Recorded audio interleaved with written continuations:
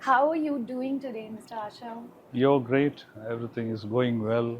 All right. Yeah, very happy to be in this part of this event. So yesterday and today it was very great. All the speakers, panelists spoke very well. Absolutely.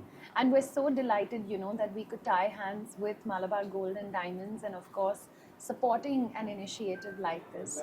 And y'all do so much of impactful work as well.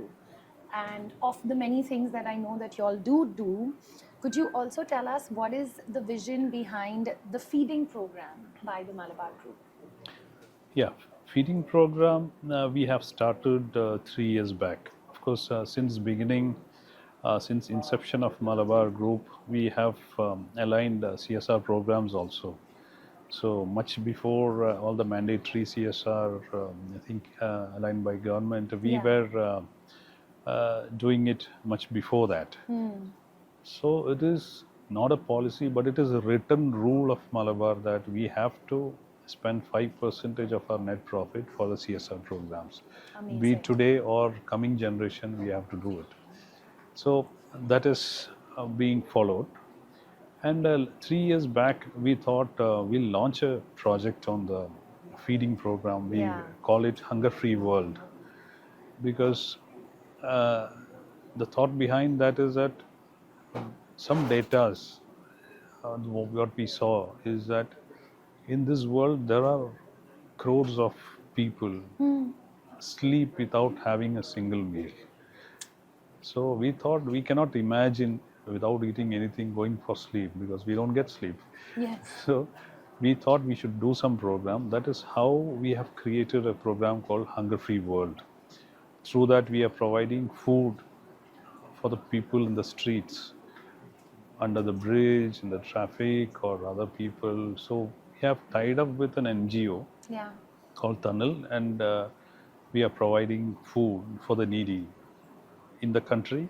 Of course, we started in India, but we have spread this to Zambia also.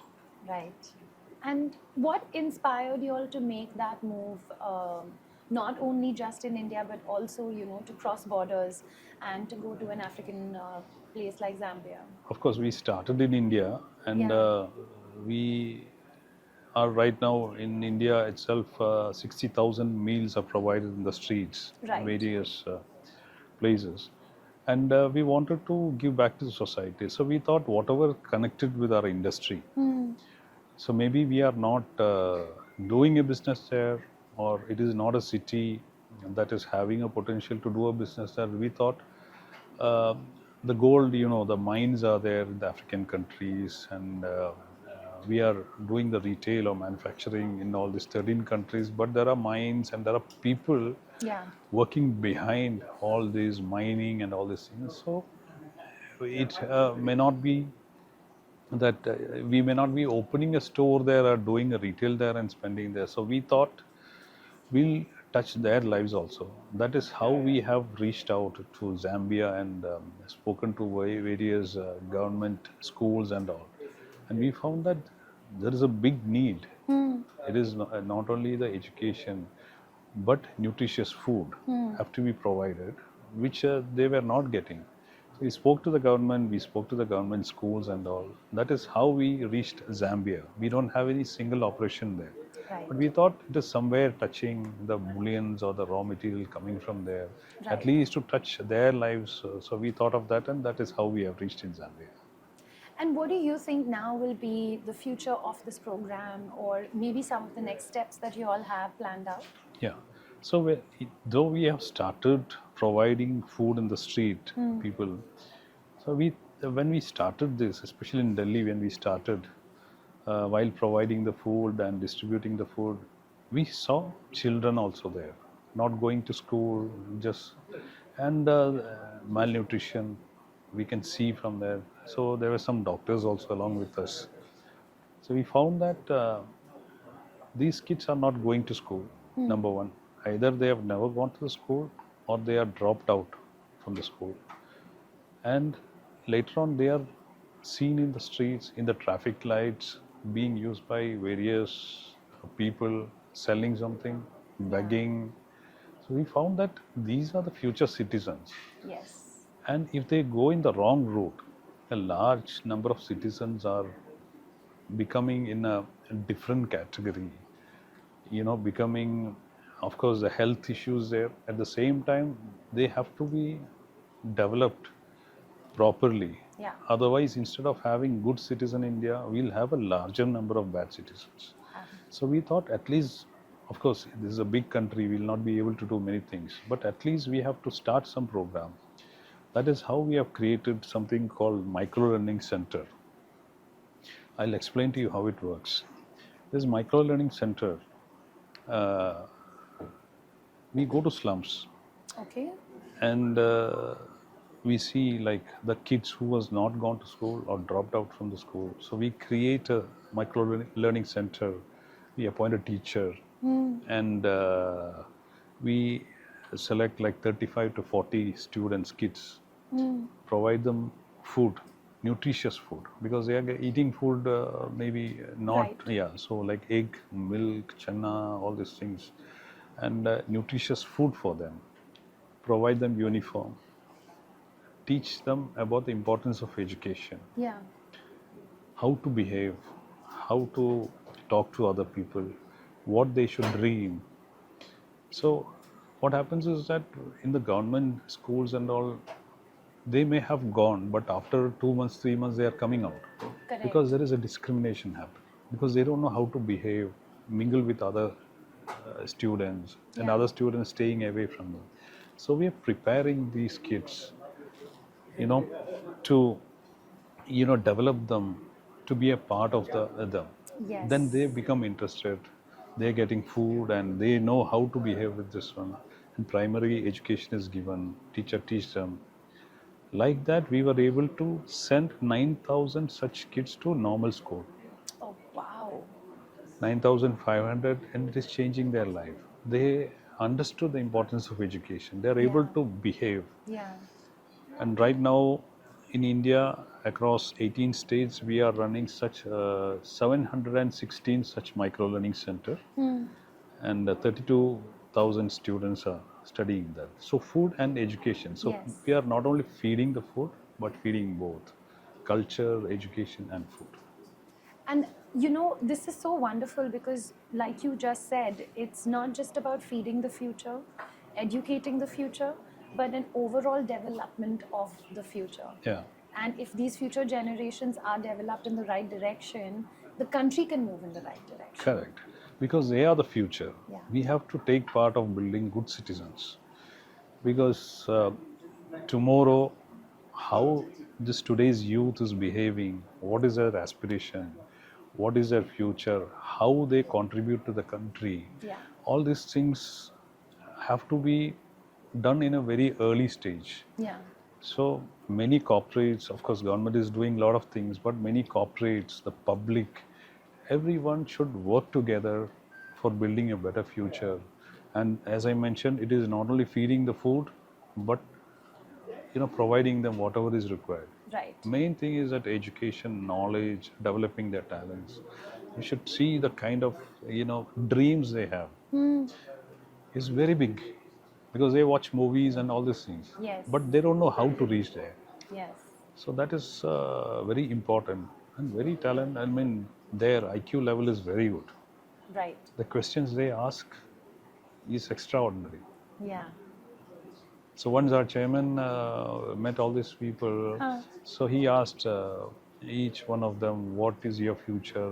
So some people want to become police, some want to become doctor. So one girl, small 6-year-old girl, was sitting in front.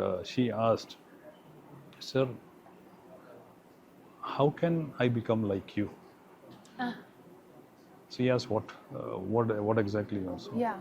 she said, "I want to become a successful person, whatever field it is. I want to become a successful person like you. Means I am also successful. At the same time, I can make others also successful." Right. The kind of thinking of a 6-year-old girl living in a slum. Yes. So if you support them, we can build a very great citizens for the future. Feeding the future and the development of the future, how does this also align, if you can tell us, with the brand's philosophies? Because we are dealing with a product, gold and all these things. This is a 5,000-year-old culture in the country. It is a part of the culture. It is not just an adornment. It is a part of the culture of the country. Yeah. And so we are there, and we know what is country, what is a culture. So it has to sustain. So whatever we have to do, we believe that it should have a sustainability. Right. So whenever we do something like this, we should always give back something to the society. So the brand also is doing something good, giving back to the society. At the same time, we are becoming a part of the future, because we have big plans for the future in the business. At the same time, we have to have a bigger plan for the country also. Right. So we thought, as a philosophy, it is not only the brand that should grow, give back something to the society, and be a part of developing the country, because the vision of Prime Minister or the vision of other top leaders to taking the India to a different level. So it is not only the business or the GDP, it is everything together. Yes. So tomorrow, any Indian goes or an Indian product goes to the world, we should be, considered as one of the top citizens or the top country. Of course, India today it is, but we should all work towards that, because the brand India has to grow globally. The Yeah. brand India should become number one. Make in India and the push for the 1 trillion economy, I think, can definitely come when the products are first class, and of course the citizens of that country are also first class. When you say products are first class, so that is somewhere we are working on that, or we are doing projects. We have 9 manufacturing units, gold and diamonds, in India itself. Okay. So where we are providing better working atmosphere for the goldsmith. You would have seen the people sitting on the ground in a different atmosphere and making the jewelry, beautiful jewelry. Yeah. The female or the girl who's buying, they don't know the what was behind it. So we have developed the factories with all the ESG standards, and better working atmosphere, better air conditioned, properly seated, and the food also we provide them, to make sure that any product, be it a ring or necklace, the story behind also should be very clear. Yeah. Even ethical sourcing, Yes. we see the source of the source, whether bullion onwards, if the track is clear. So we are very clear on, from bullion to the last product, it should be ethically sourced, and we are responsible to provide good products. Two reasons. One, because customers purchase for divine reasons, maybe a father giving a gift to daughter and all. Right. So we should not Or be a using religious day. on a religious day. So what if the gold used is a smuggled gold? Nobody knows. So we want to make sure, from source to the last thing, it is all ethically controlled. So we are doing that one. Second thing, an Indian product, an Indian brand to go globally, because it captures the Indian culture, the workmanship, all these things, Indian culture. So Yeah. whenever we present India to the world, we want to be the best. We wish you all the luck. And Yeah. once again, thank you so much for coming and believing in the Times of India Social Impact Summit. Thank you for your support. Thank you very much. Thank you.